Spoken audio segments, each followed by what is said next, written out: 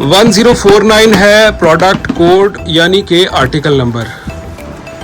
Colour आप देख लें, रॉयल ब्लू आपने देखा होगा वो भी नहीं है, इलेक्ट्रिक ब्लू आपने देखा होगा वो भी नहीं है, मिडनाइट ब्लू भी आपने देखा होगा, ये वो कलर भी नहीं है। तो फिर आपके ज़हन में आएगा भाई ये कौन सा कलर है, कलर भी तो बता दो।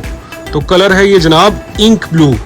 इंक ब्लू शेड है, original suiting made in England, original English suiting है ये, हल्की वाली सूटिंग नहीं है।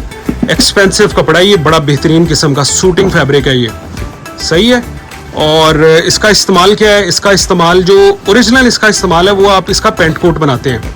लेकिन कुछ लोग कहते हैं हमें कि जी हमें सूटिंग फैब्रिक के अंदर शलवार कमीज़ बनानी है। इसकी फॉल आप चेक कर लें इससे पहले कि हम इसको वाइंड अप करें वीडियो को। फॉल देखें आप, इसकी कपड़ा नहीं हाथ में आ रहा है, देखें कपड़ा ही गिरता जा रहा है, ये देखें ओहो इतनी ज़्यादा इसकी फॉल है कि जनाब कपड़ा नहीं हाथ में आ रहा है। ये देखें ये इसकी लपेल बन गई, इस तरह से इसका पेंट कोट आएगा।